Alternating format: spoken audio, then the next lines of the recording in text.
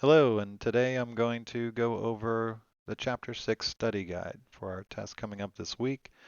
It breaks down into a couple of easy categories. Of course, first we have the Articles of Confederation, and we need to remember the four weaknesses. It was a weak national government, gave Congress no power to tax, so it's a weak Congress, no power to tax or regulate commerce among the states. So without being able to tax, they didn't have any money to do anything. They did not have a common currency. Each state had its own currency, or they just used the British pound or gold or something, um, and gave each state one vote.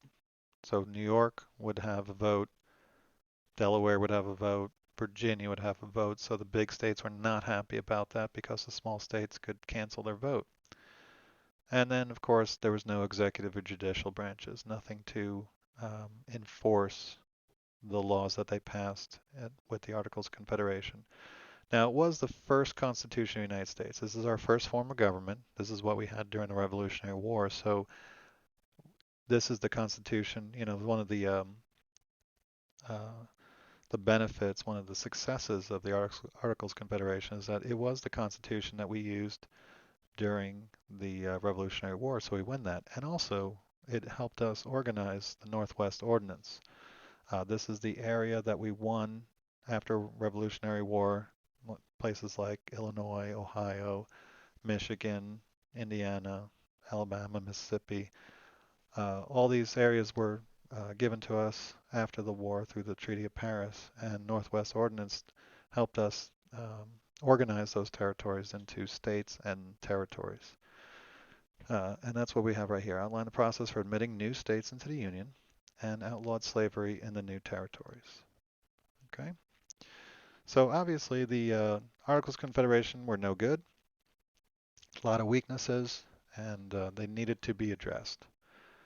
So the delegates met in Philadelphia to either repair the Articles of Confederation or to start over, and they decide to start over with a new constitution. That's what we have right here in this bullet.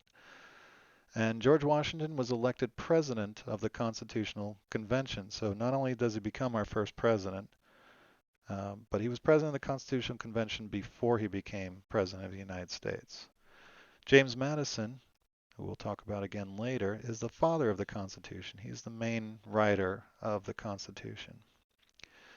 Now, the delegates debated how much power should be given to the new government, so it was big back and forth between large states and small states and what the central government could do over the states. Their first solution was the Great Compromise. The Great Compromise decided how many votes each state would have. This is the Senate and House of Representatives solution, where the small states would get the Senate, 2 votes per state, and then the big states would get more representatives in the House of Representatives. The Constitution was signed, but it wasn't yet the law of the land. Each state had to vote on the Constitution, and if 9 out of the 13 states said yes, then it would become law. Okay, so remember 9 of 13 to ratify or make it law, the law of the land. 9 of 13 states had to vote for it. Okay, that's very important. Then we break down the Constitution into the 3 branches. We have the legislature right here. They make the laws. They write the laws. That's what it means to legislate. Then we have the executive. They execute the laws or they carry them out. And judicial judges the laws or interprets them. So, and that's how our government works. The laws start here, then the executive makes sure everybody follows the laws, and then the judicial makes sure that everything is fair.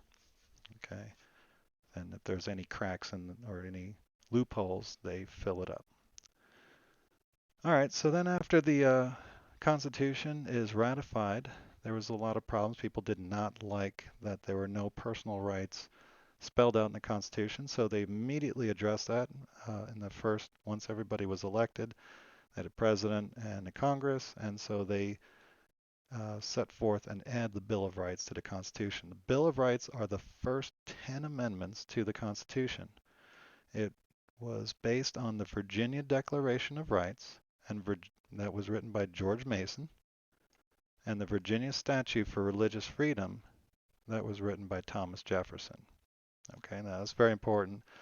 We just have to remember those two documents. An easy way that you can look at it, it's the opposite of what you would probably think, because when you think Thomas Jefferson, you think Declaration of Independence. But here it's the reverse. You got Declaration of Rights by George Mason, and then Thomas Jefferson has the other one, the Virginia Statute for Religious Freedom. Okay? And then finally our first five presidents, we have George Washington. He picks the first judges in our federal court system, including the Supreme Court. The Bill of Rights are added to the Constitution while he's president.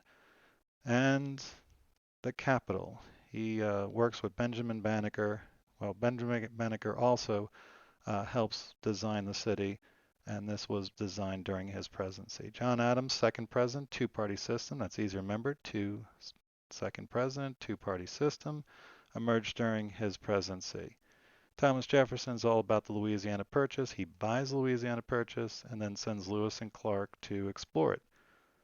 And then our fourth president, James Madison, War of 1812, and this caused European nations to gain respect for us. And finally, James Monroe. He introduced the Monroe Doctrine, which warns European nations not to interfere in the Western Hemisphere, the North America or South America. One last thing that we should remember is that all of the first five presidents were from Virginia except John Adams. John Adams is from Massachusetts, but you notice here, George Washington, Virginia, Thomas Jefferson, Virginia, James Madison, Virginia, and James Monroe, Virginia. Okay? Well, good luck on your test, and I hope this helps. Thanks for watching.